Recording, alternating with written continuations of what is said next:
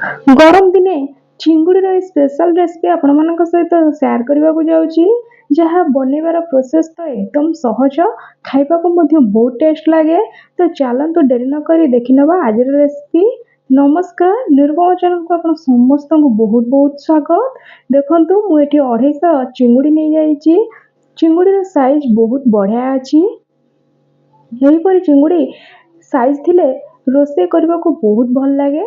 ଦେଖନ୍ତୁ ଚିଙ୍ଗୁଡ଼ିକୁ ମୁଁ ଭଲକି ସଫା କରି ଧୋଇ ନେଇଛି।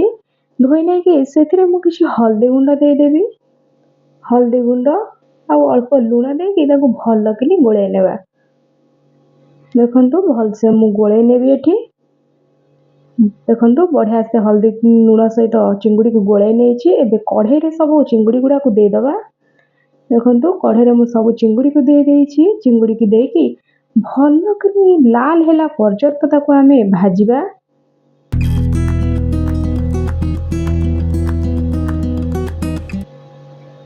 ଦେଖନ୍ତୁ କେତେ ସୁନ୍ଦର ବଢ଼ିଆ ସେ ଭାଜି ହେଇଗଲାଣି। ମୁଁ ଏବେ ଗୋଟେ ଜାଗାକୁ କାଢ଼ି ନେବି।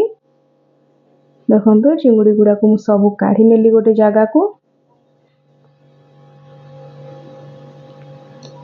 ଆମେ ମସଲା ପାଇଁ ଏଠି କିଛି ମୁଁ ନେଇଯାଇଛି ରସୁଣ, ଅଦା, ଗୋଟେ ଚାମଚ ସୋରିଷ ଆଉ କିଛି କଟା ଟମାଟୋ, ତାକୁ ଭଲକିନି ମୁଁ ପେଷ୍ଟ କରି ନେଇଛି। କଢ଼େଇରେ ଦେଇଦେଇଛି ତେଲ, ଅଳ୍ପ ଚିନି ଦେଇଦେବା, କଟା ପିଆଜ ଦେଇଦେଇଛି। ଦେଖନ୍ତୁ କଟା ପିଆଜ ଦେଇକି ଭଲକିନି ଟିକେ ହାଲକା ଲାଲ ହେଲା ପର୍ଯ୍ୟନ୍ତ ତାକୁ ଭାଜିବା।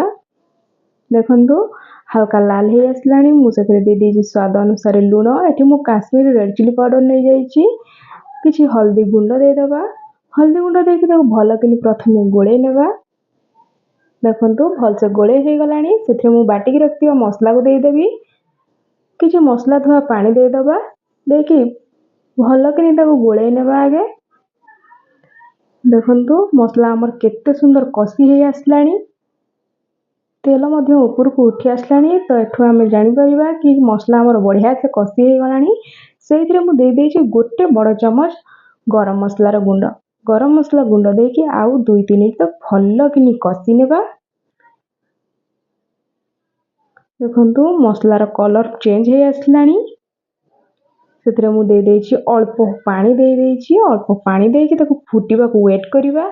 ଦେଖନ୍ତୁ କେତେ ସୁନ୍ଦର ଫୁଟିଲାଣି। ଏବେ ଚିଙ୍ଗୁଡ଼ି ଗୁଡ଼ାକୁ ଦେଇଦେବା। ଚିଙ୍ଗୁଡ଼ି ଗୁଡ଼ାକୁ ଦେଇକି ଭଲକିନି ଆଗେ ଗୋଳେଇ ନେବା। ଦେଖନ୍ତୁ ଗୋଳେଇ ନେବା। ଗୋଳେଇକି ତାକୁ ଆଉ 1 ମିନିଟ୍ ଫୁଟିବାକୁ ଛାଡ଼ିଦେବା। ଦେଖନ୍ତୁ ଫୁଟିଗଲା ପରେ ଆମର ଚିଙ୍ଗୁଡ଼ିର ତେଲ ଝାଲ ଏକଦମ ରେଡି। ଆପଣ ଭାତ ହେଉ, ରୁଟି ହେଉ, ଯେଉଁଥିରେ ପାରିବେ ଖାଇପାରିବେ। ଖାଇବାକୁ ତ ବହୁତ ଟେଷ୍ଟ ଲାଗିବ।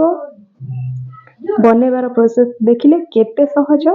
ମାତ୍ର କମ୍ କିଛି ସାମଗ୍ରୀରେ ଏହି ଚିଙ୍ଗୁଡ଼ିର ରେସିପିଟି ବନିଯାଉଛି। ଗରମ ଭାତ ସହିତ ଖାଇବାକୁ ତ ବହୁତ ଭଲ ଲାଗେ। ତ ଆପଣମାନେ ନିଶ୍ଚୟ ଥରେ ଟ୍ରାଏ କରନ୍ତୁ।